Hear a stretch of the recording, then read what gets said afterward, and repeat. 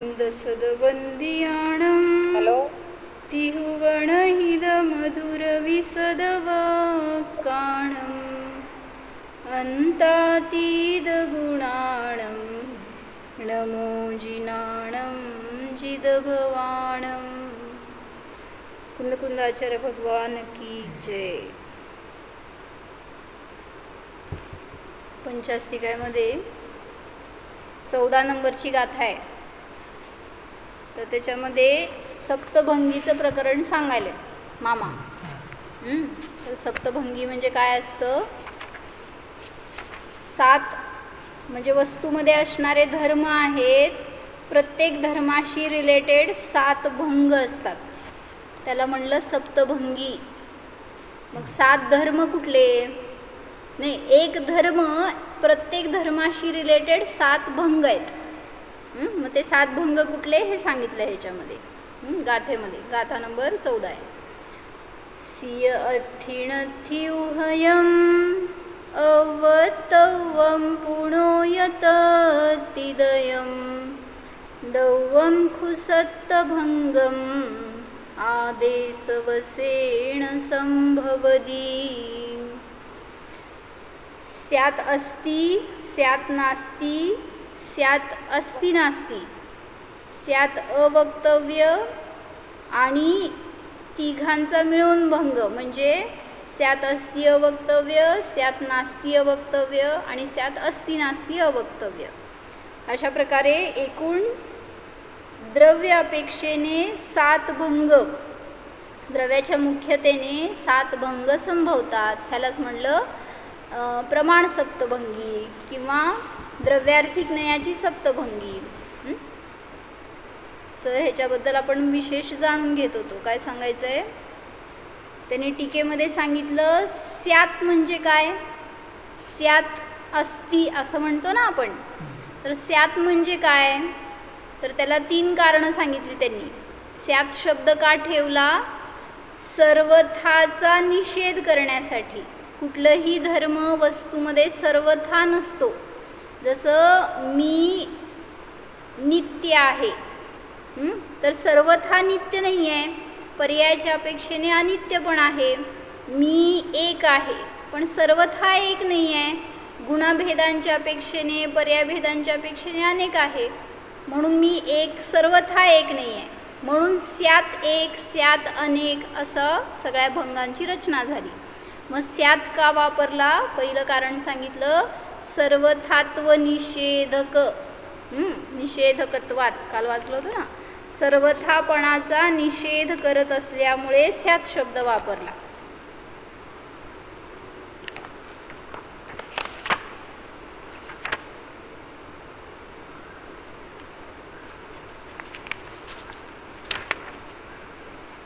सर्वथात्व निषेधक. स्यात् हा शब्द सर्वथापणाचा निषेधक आहे. दुसरं सांगितलं अनेकांत द्योतकः. अनेकांताचा द्योतक आहे म्हणजे अनेकांताला दाखवून देतो. अनेकांत कशाला म्हणायचं? अनेकांत म्हणजे काय मामा?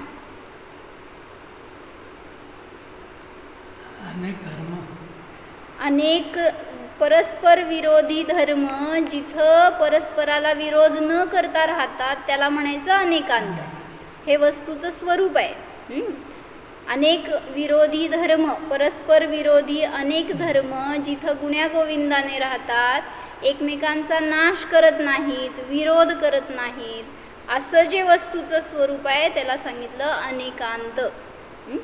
मग त्या अनेकांताला दाखवणारा हा स्यात् शब्द आहे. कारण स्यात्नी काय सांगितलं?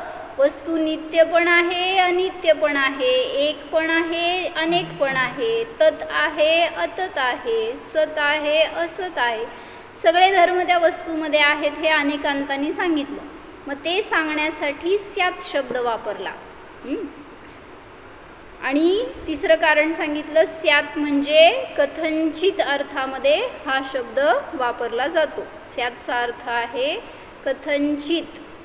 कुठलाही धर्म जरी दाखवला तरी त्याच्या मागं स्यात् शब्द जोडला जातो. कारण तो स्व अपेक्षेने आहे आणि पर अपेक्षेने नाही. तत्र 14 नंबरच्या गाथेमध्ये एक 2-3 वाक्य झाली पहिली संस्कृतची, 2 वाक्य झाले, 3 वाक्य. त्याच्या पुढचं वाक्य सांगतायत. तत्र स्वद्रव्य क्षेत्र काल भावै. रुपाली आवाज. तत्र स्वद्रव्य क्षेत्र काल भावैः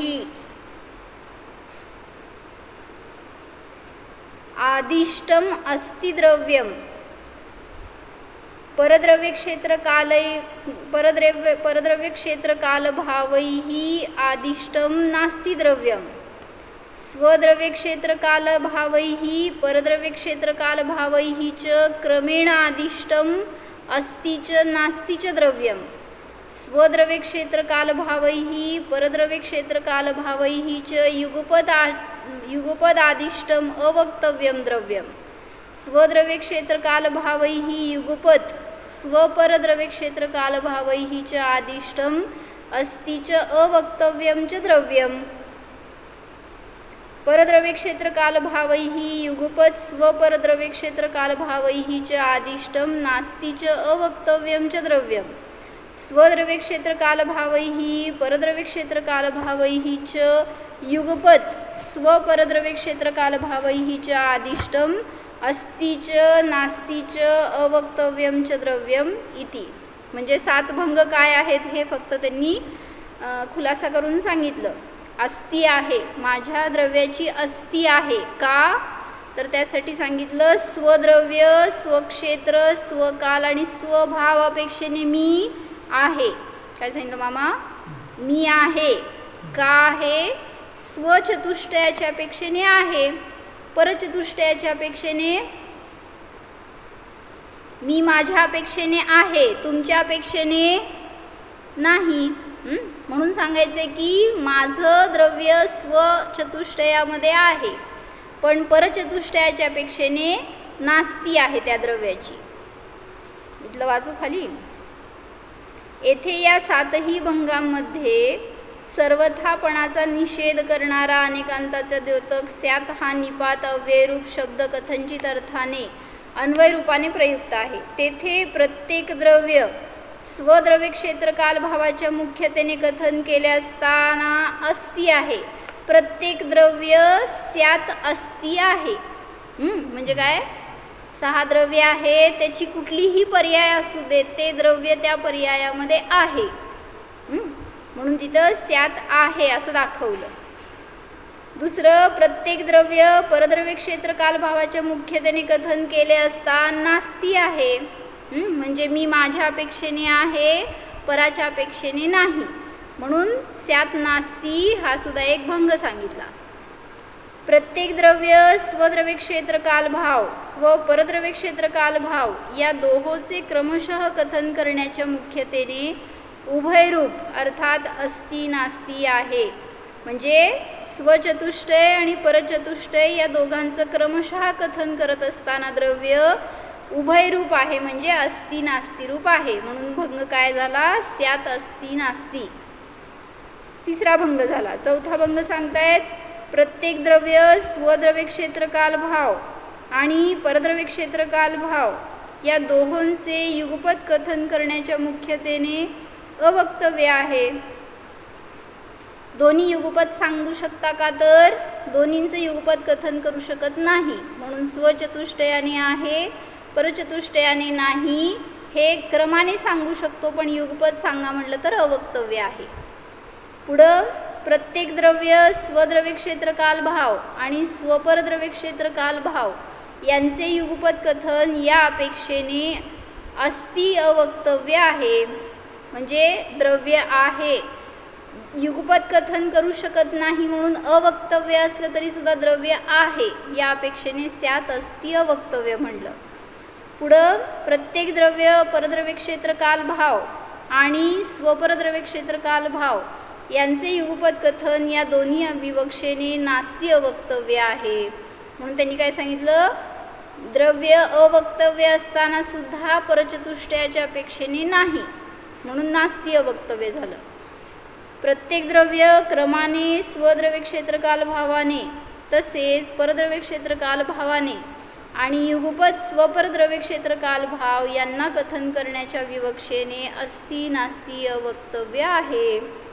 म्हणजे दोन्ही क्रमाने सांगू शकतो तर अस्ति नास्ति झाला आणि युगपद सांगा म्हटलं तर अवक्तव्य आहे.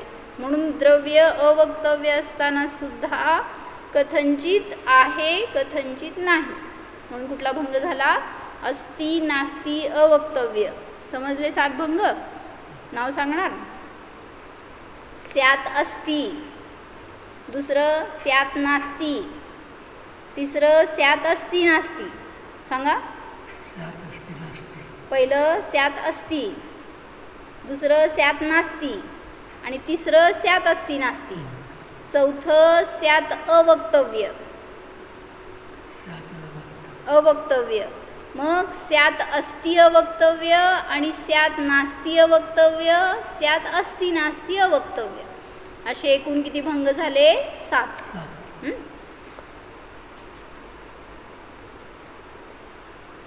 नच एतद अनुपपन्नम.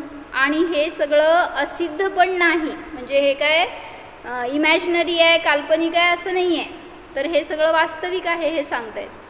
सर्वस्य वस्तुनः स्वरूपादीना अशून्यत्वात् पररूपादीना शून्यत्वात् उभाभ्याम अशून्य शून्यत्वात् सह अवाच्यत्वात् भंग संयोग अर्पणायाम अशून्य अवाच्यत्वात् शून्य अवाच्यत्वात् अशून्य शून्य अवाच्यत्वाच्च इति.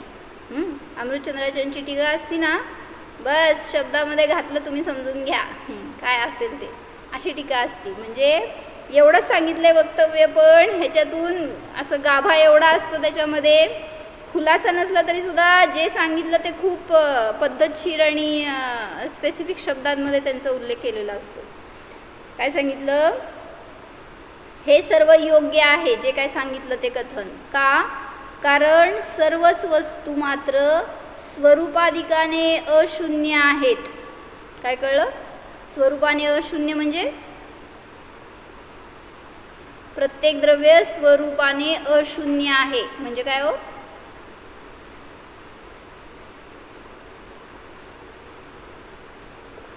म्हणजे शून्य नाही, म्हणजे त्याचं अस्तित्व. हां, म्हणजे भरलेला आहे हे सांगायचं आहे ना. अशून्य नाही म्हणजे अशून्य आहे म्हणजे शून्य नाही, म्हणजे रहित नाही. प्रत्येक द्रव्य स्वरूपाने अशून्य आहे म्हणजे सांगायचं आहे की ते आपल्या काय म्हणायचं आपल्या अस्तित्वाने आपल्या गुणांनी रचलेलं आहे. ते नाही आहे असं नाही. अशून्य म्हणजे भरलेलं आहे म्हणा. शून्य म्हणजे रिक्त रिकामं, तर असं नाही. प्रत्येक द्रव्य स्वरूपाने अशून्य आहे म्हणजे तुमच्यामध्ये तुमचं सगळं वैभव भरलेलं आहे. तुमचं वैभव इन द सेन्स जीवाचे द्रव्य, गुण, पर्याय, त्याच्या शक्ती, त्याचं अस्तित्व सगळं भरलेलं आहे ना. त्यामुळं द्रव्य अशून्य रूप आहे. जे काही स्वद्रव्यापेक्षेने स्वरूपाच्या अपेक्षेने प्रत्येक द्रव्य अशून्य आहे. समजण्यासारखं आहे, उगीच ते शब्दामधून क्लिष्ट वाटते. पहिलं सांगितलं अस्थिभंगामध्ये स्वरूपाने अशून्य आहे, पररूपाने काय होणार? शून्य होणार. आणि दोन्ही क्रमाने सांगत असताना अशून्य शून्य किंवा शून्याशून्य असं म्हणा. शून्य अशून्य रूप आहे. स्यात अस्ति नास्ति भंग लावतो ना आपण, त्या अपेक्षेने अशून्य शून्याशून्य रूप आहे. क्रमाने स्वरूप आणि पररूप या दोहोंनी अशून्य आणि शून्य आहे. दोहोंच्या युगपत विवेक्षेने अवक्तव्य आहे. दोन्ही युगपत सांगू शकत नाही. कसं? पररूप नाही स्वरूप आहे हे दोन्ही एकदम सांगू शकत नाही म्हणून अवक्तव्य आहे. आणि नंतर त्या सगळ्यावरच्या 2-3 भंगांच्या अपेक्षेने त्यांच्या संयोगाने 5वा भंग झाला. अशून्य आणि अवाच्य आहे, शून्य आणि अवाच्य आहे, आणि शून्य अशून्य अवाच्य आहे. पहिलं घेतलं अशून्य अवाच्य म्हणजे स्यात अस्ति अवक्तव्य. पुढं सांगितलं नास्ति अवक्तव्य म्हणजे शून्य अवाच्य. आणि शेवटचा भंग शून्याशून्य अवाच्य म्हणजे स्यात अस्ति नास्ति अवक्तव्य. असे हे 5-7 भंग द्रव्यामध्ये प्रत्येक धर्माच्या अपेक्षेने हे 7 भंग होतात हे सांगायला लागले.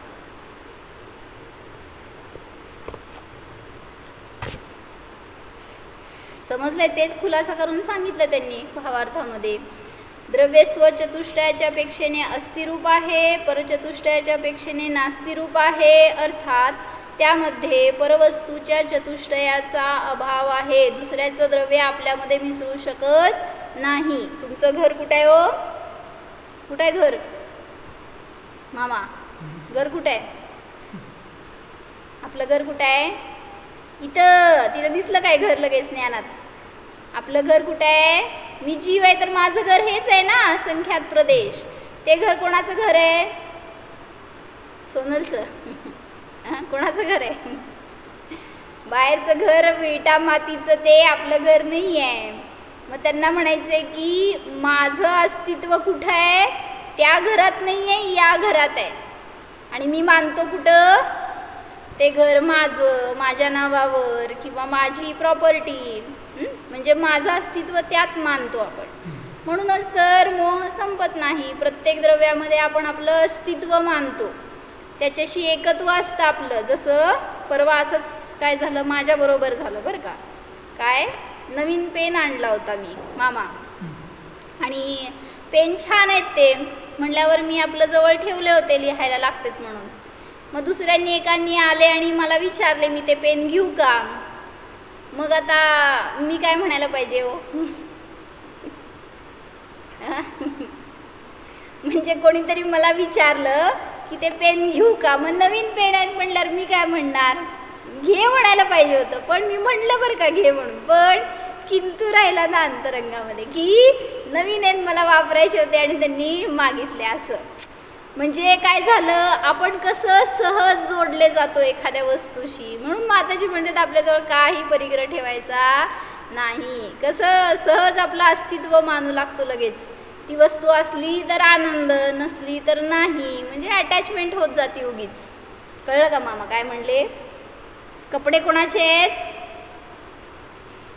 कोणी दुसऱ्यांनी घातले तर राग येतो आपल्याला. का? माझी वस्तू म्हणजे त्याच्यात मी माझं अस्तित्व मानतो, त्यात त्यांनी मला सुख मानतो. ते जर कोणी पराने घेतलं तर त्याच्यानी दुःख मानतो. हे चुकीचं आहे. म्हणून सांगतायत काय, तुझी वस्तू तुझ्या चतुष्टयाला सोडून बाहेर जात नाही आणि दुसऱ्याची वस्तू तुझ्यामध्ये येत नाही. ह्यालाच म्हणायचं स्यात अस्ति स्यात नास्ति. परद्रव्य तुझ्यामध्ये शून्य रूप आहे, तू स्वतःमध्ये अशून्य रूप आहेस. म्हणून तुला जे काय हवं आहे ते सगळं तुझ्यामध्ये आहे, इनबिल्ट आहे. बाहेरून आणून जोडायची आवश्यकता नाही आहे. म्हणून स्वतःला असं भरितावस्थ जाणा. परद्रव्याची, परक्षेत्राची, कालाची, भावाची मला अपेक्षा नाहीच. स्यात नास्तीने सांगितलं परवस्तूच्या चतुष्टयाचा अभाव आहे. द्रव्यक्रमाने स्वचतुष्टय आणि परचतुष्टयाच्या अपेक्षेने अस्ति नास्ति उभयरूप आहे. द्रव्य युगपद स्वचतुष्टय आणि परचतुष्टयाच्या अपेक्षेने अवक्तव्य आहे. युगपद सांगण्यासाठी ते दोन्ही धर्म शक्य नाही आहे. आपल्या वाणीमध्ये क्रम आहे, त्यामुळे ते युगपद नाही सांगू शकत, म्हणून अवक्तव्य आहे. द्रव्य स्वचतुष्टय आणि युगपद स्वपरचतुष्टयाच्या अपेक्षेने अस्ति अवक्तव्य आहे. द्रव्य परचतुष्टय आणि युगपद स्वपरचतुष्टयाच्या अपेक्षेने नास्ति अवक्तव्य आहे.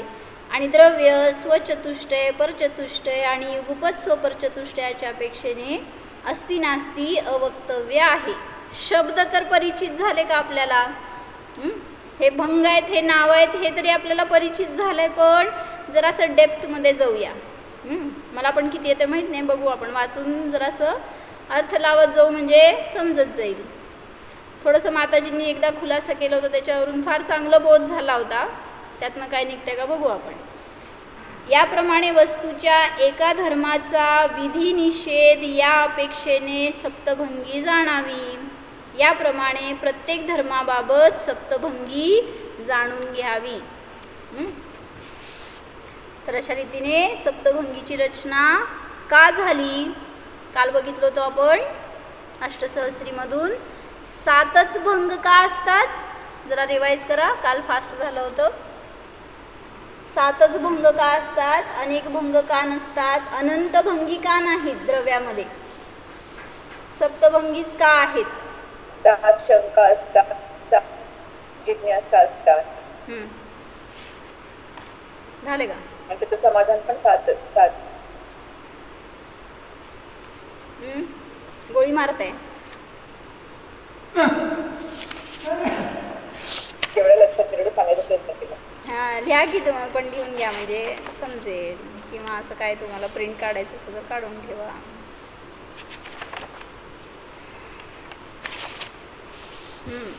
सातच भंग का आहेत, तर त्यांनी सप्तभंगी तरंगिणीमध्ये फार चांगला खुलासा घेतला आहे. थोडं थोडं वाचत जाऊ आपण, कळेल. काय मामा, सप्तभंगीमध्ये 7च भंग का असतात.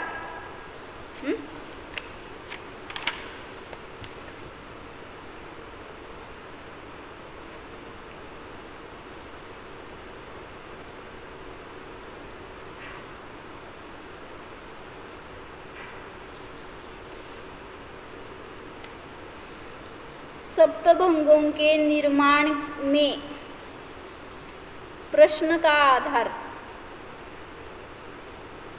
यहाँ पर विचार करें तो बहुत सी बातों का स्पष्टीकरण होता है. प्रश्नकर्ता ने कोई प्रश्न किया तो उसके बाद उसके उत्तर रूप ज्ञान होगा ना. जेव्हा मी प्रश्न विचारलं तर त्याचं उत्तर सांगण्यासाठी म्हणून काहीतरी सांगितलं गेलं तर त्यातून ज्ञान होणार. काय म्हणजे तुम्हाला काहीतरी अडलं मामा, अडलं तर विचारणार, मग विचारल्यावर जे काय उत्तर मिळणार त्यातून तुम्हाला खुलासा होणार. म्हणून सांगतायत प्रश्न निघाले ना, त्याच्यानुसार सप्तभंगीची रचना झाली. मग किती प्रश्न आहेत, ते कसे निघाले, त्याच्यासाठी सांगितलं. तो उस ज्ञान को उत्पन्न किसने किया, प्रश्नकर्ता के प्रश्न ने. तो प्रश्नकर्ता का जो प्रश्न ज्ञान है, उस प्रश्न के ज्ञान का कारण हुआ प्रश्न. किसी शंकाकार ने कोई शंका की और विद्वानों ने उसका समाधान किया. समाधान मिलने का कारण प्रश्न बनेगा. म्हणजे मला समाधान मिळण्यामागं कधी मिळणार समाधान, जेव्हा प्रश्न उत्पन्न होणार तेव्हा. तो उत्तर तो जन्य है, शंका जनक है. शंका के उत्तर को शंका ने पैदा कराया. शंका की गई, उसका उत्तर मिला, उसका मिला उत्तर, तो प्रश्न हुआ जनक और उसका जो उत्तर है वह जन्य है. तो यह समझना चाहिए कि जो सप्तभंग उत्पन्न हुए हैं उन 7 भंगों को प्रश्नकर्ता के प्रश्न ने उत्पन्न किया है. म्हणून काय म्हटलं, 7 भंगांची रचना का झाली, पहिली स्टेप सांगितली, 7 प्रकारचे प्रश्न उत्पन्न झालेत.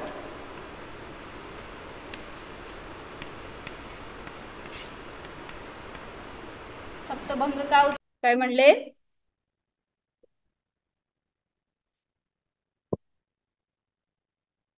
सातच भंग का आहेत वस्तूमध्ये, तर 7 प्रकारचे प्रश्न उत्पन्न झाले. अतएव समाधान भी 7 प्रकार का है. प्रश्नकर्ता ने किया प्रश्न और प्रश्न में क्या छुपा पूछा गया, उसके ज्ञान से ही तो समाधान देने वाले को कहने की इच्छा हुई, और कहने की इच्छा होने पर वक्ता ने फिर वाक्यों का प्रयोग किया. म्हणजे मी ह्या प्रश्नांचं समाधान करेन, ह्याच्यासाठी जे काही सांगितलं गेलं ते 7 भंग असतात. म्हणून 7 प्रश्नांची उत्तर म्हणजे सप्तभंगी आहे. वक्ता कुछ बोलेगा तो इसका कारण है विवक्षा, बोलने की इच्छा. प्रश्नकर्ता ने प्रश्न किया तो अब इस विद्वान ने यह इच्छा की कि मैं इसे जवाब दूंगा. आणि मग ते जवाब देण्यामध्ये त्याला 7 वाक्य बोलावी लागली. 7 प्रकार के वाक्य बोले गए. उसका कारण है प्रश्न. प्रश्न का ज्ञान. म्हणजे काय प्रश्न विचारले गेले त्याचं उत्तर स्वरूप म्हणून 7 भंगांची रचना झाली. पुढे विचारतायत प्रश्न की 7च प्रश्न का आले. जे कोणी प्रश्नकार आहे मामा काय सांगितलं सप्तभंगीची रचना का झाली. 7 प्रश्न निघालेत. त्या वस्तूबद्दल किती प्रकारांनी प्रश्न विचारू शकतो तर 7 प्रकारांनी. मग ते 7च प्रश्न का आले ह्याच्यासाठी पुढे सांगतायत 7 प्रकारच्या जिज्ञासा.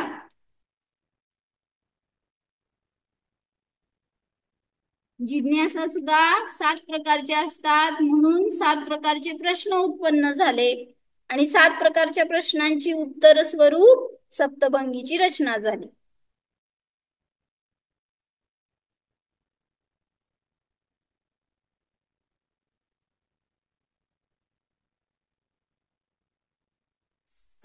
सात प्रकार के ही प्रश्न क्या 7 प्रकार के ही प्रश्न उठते हैं. कम उठकर ही रह जाए या इससे अधिक उठे ऐसा क्यों नहीं होता. 7च का प्रश्न होतात कमी जास्त का नहीं होत. जो पदार्थों की जानकारी में 7 प्रकार की पद्धतियां बनती है उनका आधार लेकर 7 प्रकार के प्रश्न उत्पन्न होते हैं. जे काय प्रश्नकर्त्याच्या प्रश्नांचा आधार रूप काय आहे. नाही प्रश्न 7 प्रकारच्या पदार्थांमध्ये पदार्थों की जानकारी में 7 प्रकार की पद्धतियां बनती है आणि त्या पद्धतींचा आधार आहे हे प्रश्न.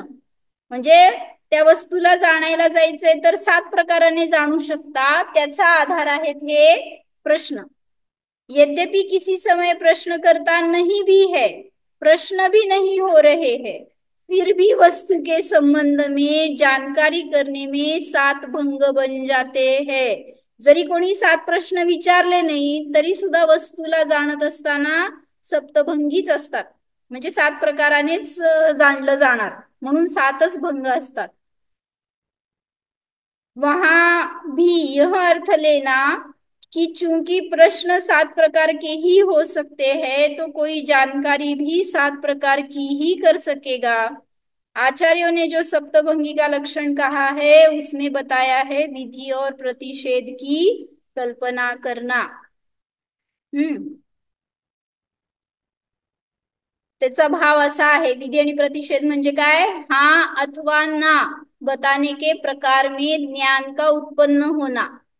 विधि प्रतिषेध रूप कल्पना अविरुद्ध रूपाने सांगितली जाते. एक ही पदार्थ में विधि और प्रतिषेध दोनों बराबर संभव है और ऐसा विदित भी होता है. विधि प्रतिषेध की कल्पना जो कि प्रश्नकर्ता के प्रश्न के आधार से हुई है और अविरुद्ध भाव से हुई है वह सब एक वस्तु में होनी चाहिए. यूं तो विधि प्रतिषेध नाना स्थलों में नाना पदार्थों के होता है उससे कहीं सप्तभंगी न बन जाएगी किंतु एक ही पदार्थ में अविरुद्ध भाव से विधि प्रतिषेध का परिचय होना सो सप्तभंगी में बनेगा. विधि प्रतिषेध म्हणजे काय म्हणायचंय. विधी म्हणजे आहे रूपाने कथन आणि प्रतिषेध म्हणजे नाही रूपाने कथन. मग जेव्हा या दोघांचं जोडरूप ज्ञान करणार त्यावेळेस इथं सप्तभंगीची रचना होणार. यो 7 वाक्यों में जिसका समुदायपना पर्याप्त होता है अर्थात जिस परिज्ञान की संपन्नता 7 प्रकार के वाक्यों में निष्पन्न होती है ऐसा यह कल्पना के आधारभूत पदार्थ के बारे में ज्ञान होता है. म्हणून 7च प्रश्न का आहेत कारण त्या पदार्थाला म्हणजे 7 प्रकारांनी जिज्ञासा उत्पन्न होणार आहे त्या पदार्थाबाबत आणि मग त्या जिज्ञासांचं कथन केलं जाणार 7 प्रश्नांच्या रूपाने आणि त्याची उत्तर म्हणजे सप्तभंगी आहे. काय कळलं. कळलं मामा.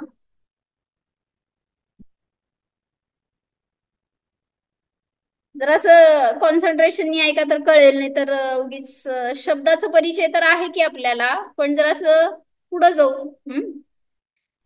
अब इस सप्तभंगी के लक्षण में जो यह शब्द दिया गया है कि एक वस्तु विशेषक अर्थात विधि और प्रतिषेध की निगरानी एक वस्तु के संबंध में ही की जाती है, इस शब्द के देने से बहुत सी विडंबनाएं समाप्त की दी गई.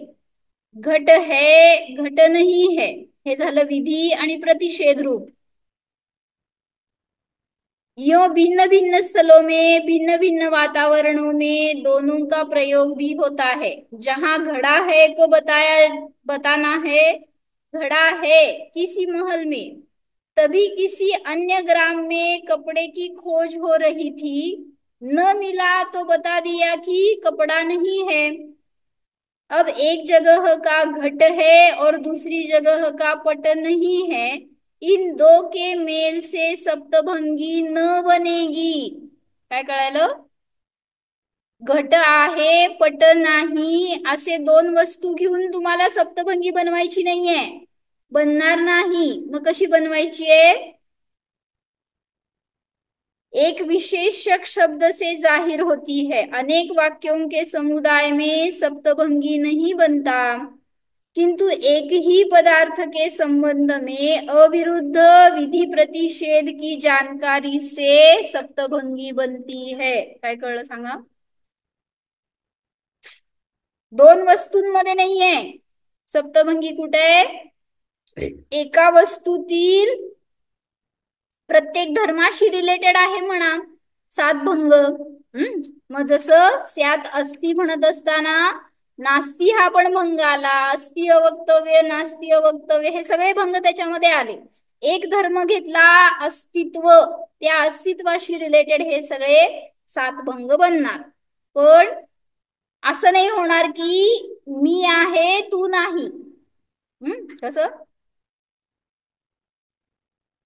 मी आहे मी नाही असा अर्थ होईल. पण म्हणजे मी माझ्या रूप आहे मी पररूप नाही. का शॉक झाला? म्हणजे पररूप मी नाही हे सांगायचंय, मी आहे पर नाही असा अर्थ नाहीये. जसं त्यांनी आता उदाहरण दिलं की घट आहे पट नाही, या दोघांना घेऊन सप्तभंगी बनणार नाही. तर कधी बनणार? एकाच वस्तूतील एका धर्माला धरून सप्तभंगीची रचना होणार. तर हे थोडस पूर्ण करू, परत उद्या बघू. काय सांगितलं? सात प्रकारचे सात भंग का झाले? सात प्रकारचे प्रश्न उठले म्हणून. हे सातच प्रश्न का झाले? सात प्रकारच्या जिज्ञासा आहेत म्हणून. सातच जिज्ञासा का झाल्या? तर सात प्रकारचे संशय उत्पन्न झाले होते वस्तूविषयी म्हणून. सात प्रकारच्या संशयांचं निराकरण करण्यासाठी सात प्रकारच्या जिज्ञासा झाल्या. सात जिज्ञासांना पूर्ण करण्यासाठी सात प्रश्न उठले आणि त्या सात प्रश्नांचं उत्तर म्हणजे सप्तभंगीची रचना. मग सातच संशय का झाले? तर याचं उत्तर दिलं सात प्रकारचे धर्म आहेत. वस्तूमध्ये सात प्रकारचे धर्म आहेत म्हणून तिथं सातच प्रकारच्या संशय उत्पन्न झाले. सात संशयांचं समजून घेण्यासाठी सात प्रकारच्या जिज्ञासा झाल्या, सात प्रश्न उठले आणि त्याचं उत्तर स्वरूप सप्तभंगीची रचना झाली. काय कळलं? संशयाच्या आधी काय लिहिलं दिदी? सात वस्तुधर्म. वस्तुधर्म, वस्तूमध्ये सात प्रकारचे धर्म आहेत म्हणून तिथं सात संशय उत्पन्न झाले, त्याच्याशिवाय होणार नाही.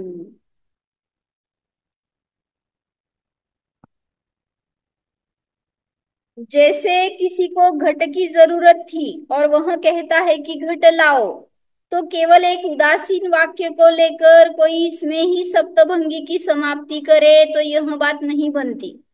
इसका कारण बताया गया है कि सात वाक्यों की संगति हो तो सप्तभंगी बनती है. एका वाक्यातून नाही तर सात वाक्यातून सप्तभंगी बनते. जो यह शब्द दिया गया है कि ते संस्कृतचं काहीतरी त्यांनी विश्लेषण केलंय सगळं. इसका तात्पर्य इतना है कि कह देने मात्र से कि प्रश्नकर्ता के प्रश्न ज्ञान की प्रयोज्यता पर सप्तभंगी होता है, सो कहीं इतने मात्र से अतिव्याप्ती अव्याप्ती दोष नहीं दूर होते. ठीक आहे, हे प्रकरण थोडस आपल्याला आवश्यक नाहीये. तर एवढ्यावरून काय समजून घ्या. दीदी संशय संशय 7 संशय, जिज्ञासा आणि प्रश्न हे सगळं एकच सारखं वाटतंय. म्हणजे संशय, जिज्ञासा, शंका. घेतलंय त्यांनी थोडस कथन. आपण एक्सप्लेनेशन वाचू की म्हणजे समजेल. सप्तभंगी के लक्षण में, लक्षण के संबंध में संक्षेप में उक्त कथन के बाद अब यह जिज्ञासा होती है कि 7 प्रकार के प्रश्न ही क्यों संभव है. समाधान यह है कि प्रश्नकर्ता के जानने की इच्छा 7 प्रकार में ही बनती है. इथं जिज्ञासा म्हणा किंवा इच्छा म्हणा, 7 प्रकारच्या इच्छा उत्पन्न झाल्यात म्हणून 7 प्रकारचे प्रश्न आलेत. जैसे प्रश्नकर्ता जानना चाहता था कि जीव क्या नित्य है, जीव क्या अनित्य है, तो जैसे इन 2 मोटी जिज्ञासाओं के बल पर इनका भंग बन जाता है, ऐसे ही प्रश्नकर्ता कुछ विवेकी है, बुद्धिमान है, तो उसके ही प्रश्नों का विस्तार कितने प्रकारों में हो सकता है, तो वह अधिक से अधिक 7 प्रकारों में ही संभव है. म्हणून जिज्ञासा 7 प्रकारची असते, म्हणून 7 प्रकारचे प्रश्न संभवतात. हे सप्तभंगी आपल्यासाठी सगळे प्रश्नच प्रश्न आहेत. म्हणून त्याला जाणण्याची जिज्ञासा जी उत्पन्न झाली आहे ना, त्याची पूर्ती आपण करू, जरा हळूहळू करू. काय वाचलं जाईल त्याच्यावरनं समजेल तसं खुलासा होत जाईल. ठीक आहे, उद्या बघू परत. हो, जाणणारा आहे जाणा, अस्तित्व गुण संपन्न आहे जाणा, स्वचतुष्टयामध्येच आहे जाणा, मी आहेच. ओ